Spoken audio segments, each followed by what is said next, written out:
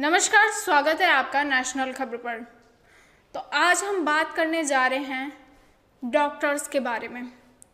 जो हमारे डॉक्टर्स हैं इस परेशानी के समय में, कोरोना महामारी के समय में जो सबसे आगे खड़े हैं हम मरीजों का इलाज करने के लिए, तो उन डॉक्टरों के बारे में कभी सोचा है क्या? 50 डॉक्टरों ने एक दिन में कोरोना से गंवाई जान। कोरोना की दूसरी लहर में चिकित्सकों पर बरसा कहर। इंडियन मेडिकल एसोसिएशन ने जानकारी दी है कि 24 घंटे में देश में 50 डॉक्टरों ने कोरोना से जान गंवा दी है, जिसमें से सबसे कम उम्र के डॉक्टर थे अनस मुजाहिद। 26 साल के डॉक्टर अनस मुजाहिद दिल्ली के गुरु तेग बहादुर हॉस्पिटल में रेजिडेंट डॉक्टर थे, जो एक डेडिकेटेड कोविड स्पेशलिस्ट सेंटर है।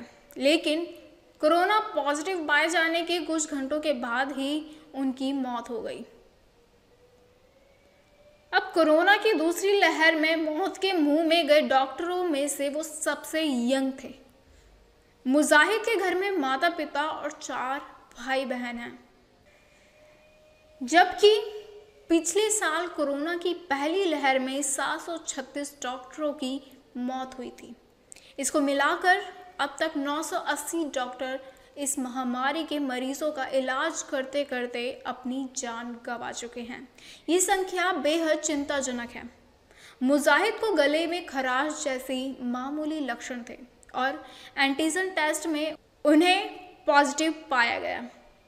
अब खबरों के मुताबिक कोरोना वायरस अचानक ही उन पर हावी हो गया।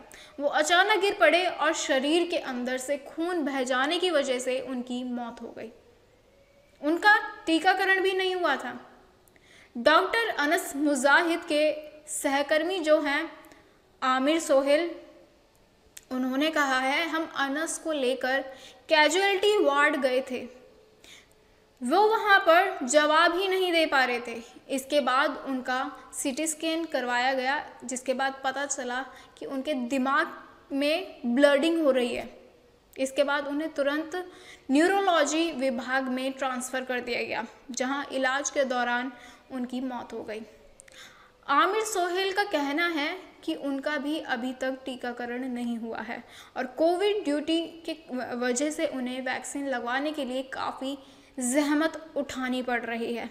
उन्हें अपने सीनियर डॉक्टरों को बताना पड़ता है और उनके हस्ताक्षर के बाद ही ऐसा संभव हो पाता है।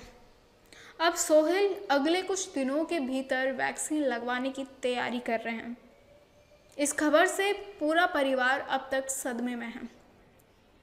डॉक्टर अनस मुजाहिद और तमाम डॉक्टर्स जान की बाजी लगा रहे हैं और इस संकट के दौरान अपनी सेवा दे रहे हैं।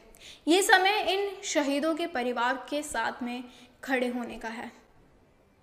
अब दीजिए इजाज़त, फिर मिलेंगे ऐसी ही और जानकारियों के साथ। धन्यवाद।